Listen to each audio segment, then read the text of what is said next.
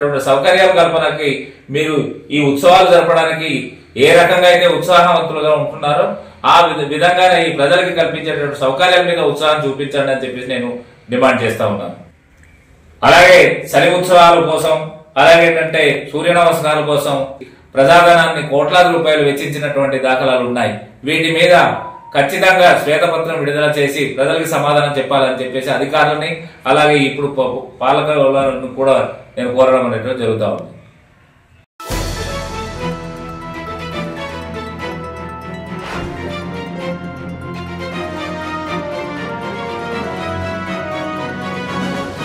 Andhra Ooty news కి స్వాగతం. పర్యాటకులు వచ్చిన అందరికీ కూడా నా శుభాకాంక్షలు. ఇక్కడ వచ్చిన కళాకారులందరికీ కూడా నా అభివృద్ధులు చేసేసి ఈ చాలీ ఉత్సవాన్ని ఈతో స్టార్ట్ చేస్తాము. Thank you all.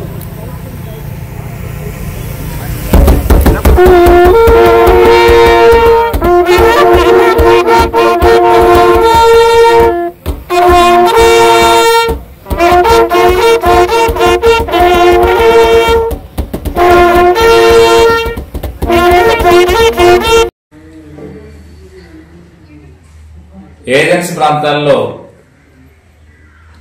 చలి ఉత్సవాలు, అలాగే సూర్య నమస్కారాలు, అలాగే మరి PDM parents teachers mega meeting అనేటటువంటి దళాపూరు ఆలోచనలతో ప్రభుత్వము ఇక్కడ ప్రజల యొక్క డబ్బుల్ని పూర్తిగా దుర్వినియోగం చేస్తూ ఉంది. ఇక్కడ అధికారులు, పాలకులు వీరంతా కలిసి మరి ప్రజలకి ఇవ్వాల్సినటువంటి సౌకర్యాలని ఏవైతే ఉన్నాయో వాటిని పూర్తిగా విస్మరించి వీళ్లకు ఇష్టం వచ్చినటువంటి విధంగా ప్రజాధనాన్ని వ్యయం చేయడం అనేటటువంటిది ఎంతవరకు సమంజసమని చెప్పేసి నేను ప్రశ్నిస్తా ఉన్నాను. ఎందుకంటే ఈరోజు గ్రామీణ ప్రాంతాల్లో ఉండేటటువంటి ఆదివాసీ ప్రజలకు పాఠశాలలు లేవు, మంచినీటి సౌకర్యాలు లేవు, రహదారులు లేవు. ఎక్కడికి వెళ్ళినా సరే ఆ ప్రజలంతా ఒగ్గోలు పెడతా ఉన్నా సరే వాళ్ళ సమస్యలు తీర్చాల్సింది పోయి ఈ అధికారులు అలాగే పాలకులు వీళ్ళంతా కుమ్మక్కైపోయి ఈరోజు ప్రజాధనాన్ని వ్యయం చేస్తూ వీళ్ళు ఈరోజు సంబరాలు జరుపుకుంటా ఉన్నటువంటి దాఖలాలు ఉన్నాయి. ఇది ఎంతవరకు సమంజసం అని చెప్పేసి నేను ప్రశ్నిస్తున్నాను. ఎందుకంటే ప్రజలకి కల్పించాల్సినటువంటి సౌకర్యాలేమో గాలికి వదిలేసి వీళ్ళు అధికారులు, పాలకులు వీళ్ళు సంబరాల కోసం అని చెప్పేసి ప్రజాధనాన్ని వృధా చేస్తూ మరి ప్రజలకి కల్పించాల్సినటువంటి సౌకర్యాల మీద దృష్టి సారించకపోవడం నిజంగా బాధాకరమైనటువంటి విషయం. ఇప్పటికైనా అధికారులు అలాగే పాలకులు కూడా ప్రజల మీద ఒకసారి దృష్టి సారించమని చెప్తా ఉన్నాము. అలాగే ప్రజల్ని కూడా చెప్పేది ఏంటంటే మీరు ఒక్కసారి పాలకుల్ని ప్రజలు అలాగే అధికారులు ఎవరైతే ఉన్నారో వాళ్ళని కూడా నిలదీయాల్సినటువంటి అవసరం అయితే ఉంది.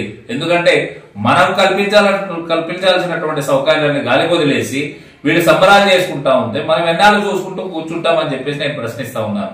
ఈరోజు మన అరకు నియోజకవర్గ పరిధిలో ఉండేటటువంటి మారుమూల ప్రాంతాలకు వెళ్ళినట్లయితే కొన్ని గ్రామాల్లో గడ్డలు దాటి వెళ్ళవలసినటువంటి పరిస్థితులు ఉన్నాయి.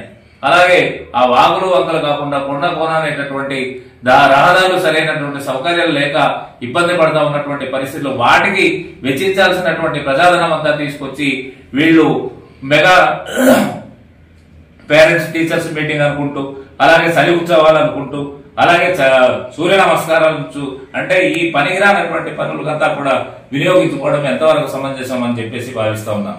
కాబట్టి ఇప్పటికైనా పాలకులు గాని అధికారులు గాని ఒక్కసారి ఆలోచన చేయండి. ఈ ప్రజలకి ఏ సౌకర్యాలు కావాలనేటటువంటిది ఒకసారి దృష్టి పెట్టి వీళ్లకు కావాల్సినటువంటి సౌకర్యాల కల్పనకి మీరు ఈ ఉత్సవాలు జరపడానికి ఏ రకంగా అయితే ఉత్సాహవంతులుగా ఉంటున్నారో ఆ విధంగానే ఈ ప్రజలకి కల్పించేటువంటి సౌకర్యాల మీద ఉత్సాహం చూపించండి అని చెప్పేసి నేను డిమాండ్ చేస్తా ఉన్నాను. అలాగే చలి ఉత్సవాల కోసం, అలాగే ఏంటంటే సూర్య నమస్కారాల కోసం, అలాగే మొన్న జరిగినటువంటి PDM parent teachers mega meeting కోసం అని చెప్పేసి ప్రజాధనాన్ని కోట్లాది రూపాయలు వెచ్చించినటువంటి దాఖలాలు ఉన్నాయి.